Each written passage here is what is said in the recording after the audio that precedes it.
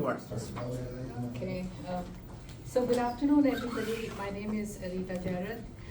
For the last 8 months, I had the privilege of constructing and implementing a capstone project at the Oak Glen Nursing Home and Rehabilitation Center.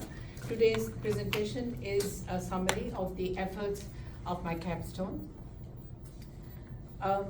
Amongst the key elements of this presentation are a statement of the problems addressed, an organizational overview, the data analytics used to address these problems, and the strategic solutions those analytics yielded. I will also discuss the implementation and outcomes of the project, including the financial impact of those outcomes. And finally, I will discuss the application of the central concepts of this course, including change management and the use of business process models. This presentation will take about 25 minutes. The focus of the project was to improve the recruitment and retention of the staff of the facility, thereby increasing revenue by improving the quality of care for our patients and reducing operational costs. To better understand the nuances of the project, it is important to understand the facility. Oak Glen is located in rural central Pennsylvania. Its catchment area includes 4 counties: Union, Northumberland, Snyder, and Columbia, all of whom have been defined as rural by the Center for Rural Pennsylvania. Significantly, the proportion of population over the age of 65 is higher than the rest of the state, but the number of nursing beds per capita is lower than the other segments of the state. And the principal reason for this is staffing shortage. Therefore, each nursing home in these 4 counties is a critical community resource, but some of them may not survive due to inefficiencies caused partly due to staffing concerns. So as the populations in these counties age, the pool of labor to take care of this population shrinks, making the problem more acute and a central strategic concern for organizations like Oak Glen. Oak Glen is a 226-bed extended care facility currently housing approximately 115 patients, indicating enormous growth potential, which will require some investment in staff recruitment and retention if this growth is to be adequately managed. Its mission is to provide compassionate care, which it does so through its custodial and acute rehabilitation services. And through these services, it garners a revenue of $12 million. And to generate this revenue, it requires a staff of approximately 150 clinical and non-clinical workers. Given the existential importance of this matter, that is, given the connection between staffing and the financial survival of nursing homes, it is not surprising that this topic has been the subject of extensive professional review. 3 seminal articles include one by Castle and Enberg, one by Donog, and one by Banaszak Hall. Castle and Enberg identify the links between staffing volume, continuity, and revenue. Donog establishes a roadmap to a multi-pronged approach to achieving adequate staffing volume and improving retention. And Banaszak Hall focuses on the specific role of leadership in promoting retention. The proposed solutions were based on literature review and a set of interviews conducted with the existing staff. The result was an intervention that is evidence-based and makes use of data analytics to identify recurrent themes in staff responses to questions on improving recruitment and retention. The key to improved recruitment is to use tools such as new and old media in increasing awareness about the organization as a key community asset, and then using those tools to publicize career opportunities. And once the quality and quantity of the candidates has improved, we can initiate the use of AI in screening applications and implementing a set of working interviews to ensure that those candidates are a good fit for the organization, and that will also help to improve retention. Once the jobs are filled, we must keep them filled. So literature supports and the staff endorse that greater engagement of the administration and leadership with the staff through monthly meetings, a clear delineation of responsibilities through daily sign-out sheets, frequent staff recognition programs, and visible efforts to make changes in the workplace as suggested by the staff during formal stay interviews are the keys to retention. The devil is always in the details. There were risks and barriers to be considered. So some are inherent to the landscape. The demographics of labor shortage is undeniable. So amongst the solution was to go to the target audience by engaging nursing schools directly and engaging the candidates where they spend a great deal of time, social media. Then beyond presence and engagement, the organization must remain an attractive destination by maintaining a competitive salary and benefits package and optimization of working conditions. Such optimization critically includes flexibility in scheduling, as the chief component of our labor force is young women with multiple life responsibilities. And no matter how attractive our work environment is, working in a nursing home will always be challenging. So for recruitment and especially for retention, this concern was addressed by frequent recognition programs which are a part of this project. And the key elements of these programs was to empower the staff to optimize their work environment and by extension, patient care. Oakland is an asset that has served the community since 34 years. Its processes are somewhat ossified. Change is difficult, and that is why pilot projects such as this capstone that deliver short-term wins are critical in a transformation that is needed for the facility's survival. The implementation of the capstone was dependent on the engagement with the principal stakeholders of the organization.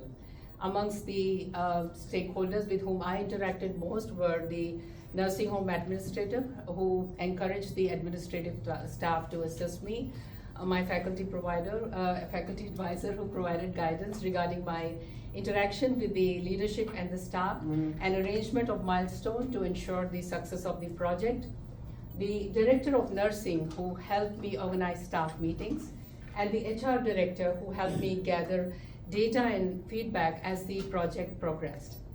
And perhaps no stakeholder was as critical as the staff, who were at once the subject of my project and the key players in its implementation.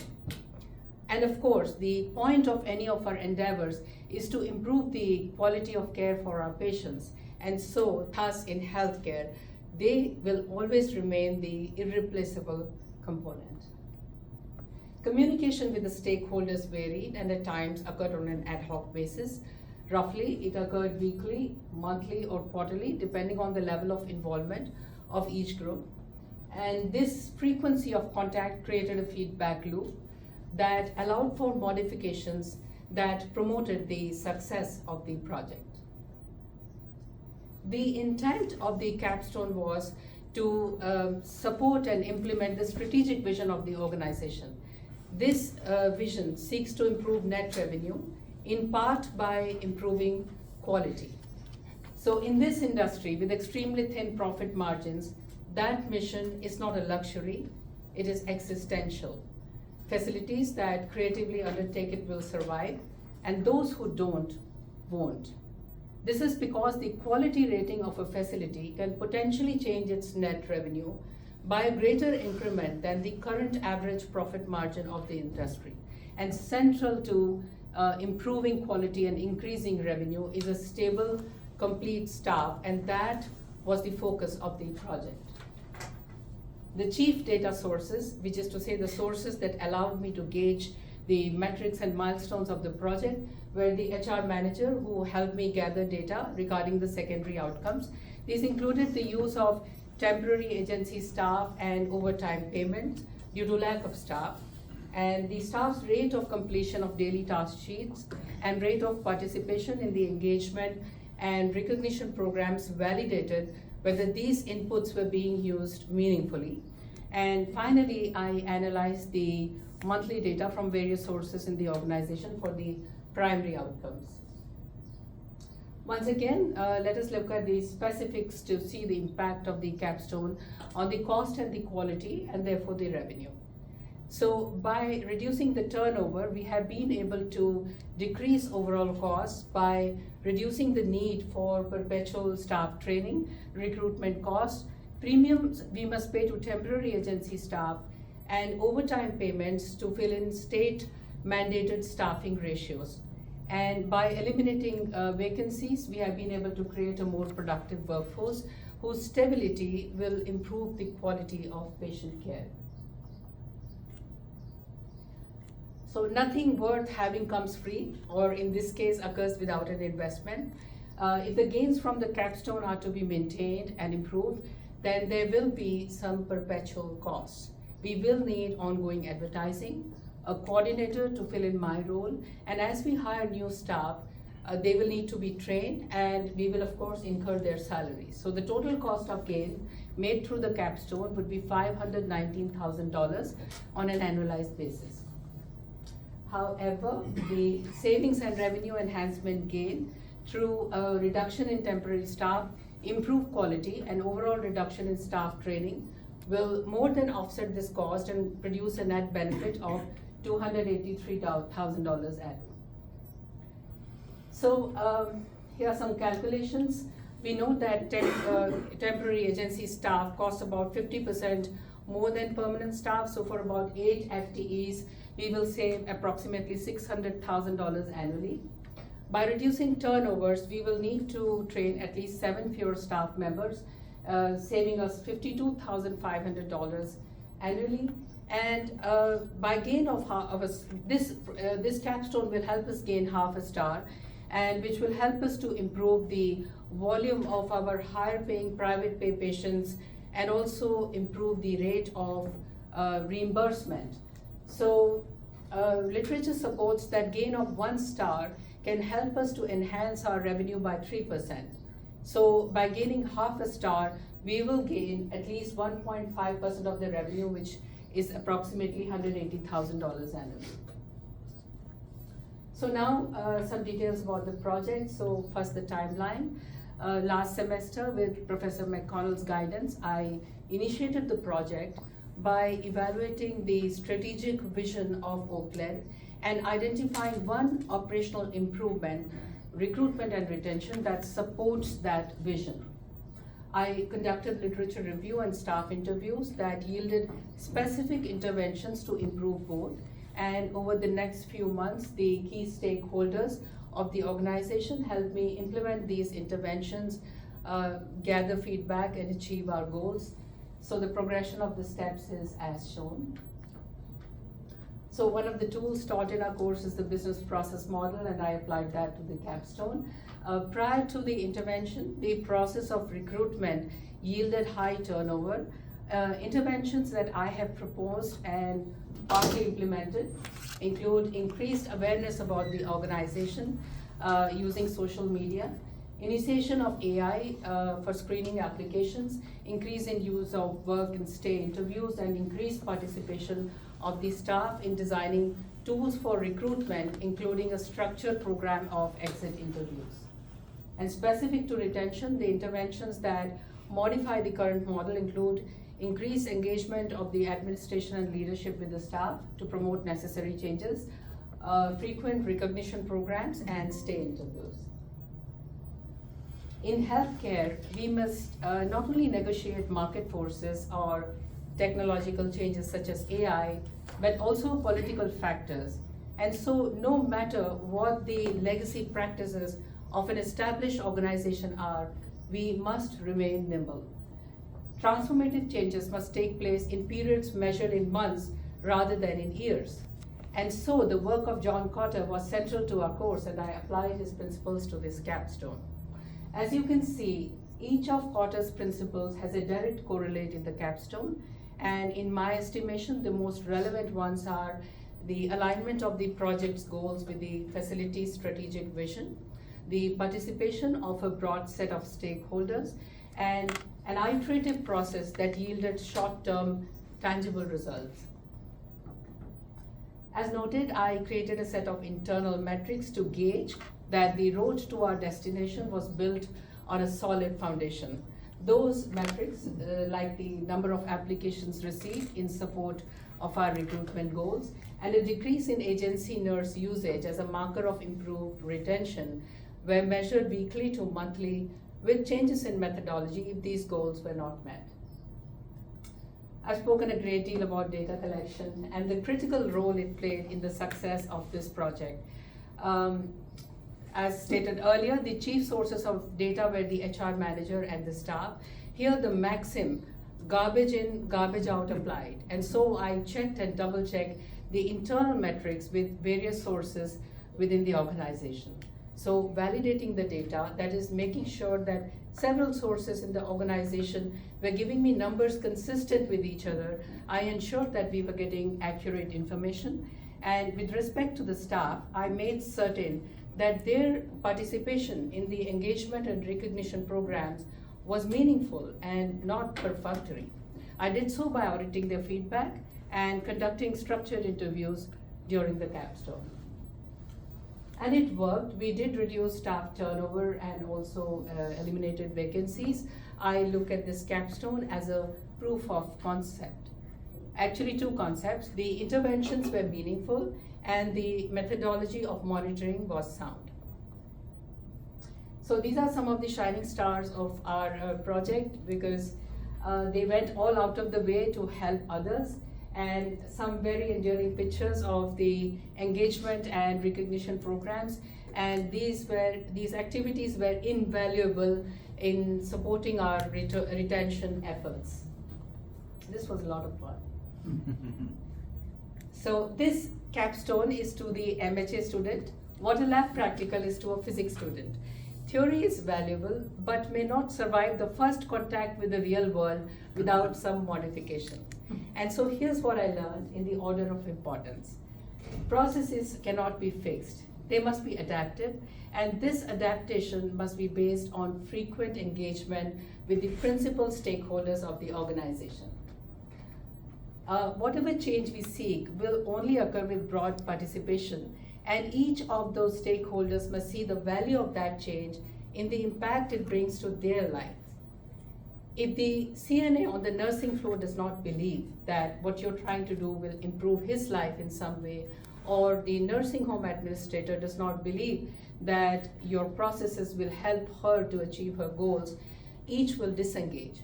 And so the project leader's communication must always tie back into that enlightened self-interest. Thirdly, objective evidence and data analytics work. The basis of the intervention in this project was a review of evidence-based literature and quantitative analysis applied to staff responses. The four MHA pillars are innovation, empathy, integrity, and leadership.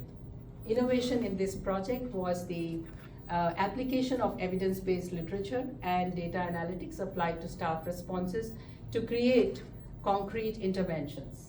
Empathy is expressed in our goals to promote better working conditions for our workers, to help attract talented workers and retain them in service of higher quality care for our patients. Integrity is the meaningful engagement of the leadership with the staff to promote necessary changes. If this engagement was not genuine, we would not have made any progress towards our goals. And finally, leadership, which in this case meant persistence. It meant daily engagement with at least one stakeholder to move the project forward. I had no power in this organization. My only leverage was to remind some stakeholder daily that her efforts were not for my project, but to make the place where she spends 1/3 of her life better. It is to the credit of my teammates that they saw this, and that was the principal leadership lesson of the project for me. So while the pillars of our course are aspirational, it is the competencies that help us realize those aspirations. It required strategic orientation so that the project's goals aligned with the facility's vision. Project management was a daily endeavor, and it informed the nature of my interaction with every level of staff in the facility. It required the financial analysis of a cost and saving pro forma to gain corporate approval. I refined my oral and written communication skills through countless emails, memos, conversations, and formal presentations, each of which had to be ever more refined to continue to engage a busy staff. Human resource management was its essence, and data analysis and the quality improvement were its essential tools. And finally, change was the outcome, and the principles of change leadership made that outcome possible. So one of our professor had said at the outset of our course that this in fact is a leadership course. He was right. I am a better leader today than I was 2 years ago. I'm a better leader today because I understand the intellectual underpinnings of change leadership. I'm a better leader today because I can formulate a project and manage data without being overwhelmed by it. I'm a better leader today because I understand the strategic importance of the greatest resource an organization has, its people. All these skills had their basis in the coursework here and their refinement through their application in the capstone. With this foundation, I will contribute, and we will contribute, to the essential human right of healthcare. I thank Penn State, the faculty, my respected professors, and my colleagues for their guidance, support, and shared commitment over the past 2 years that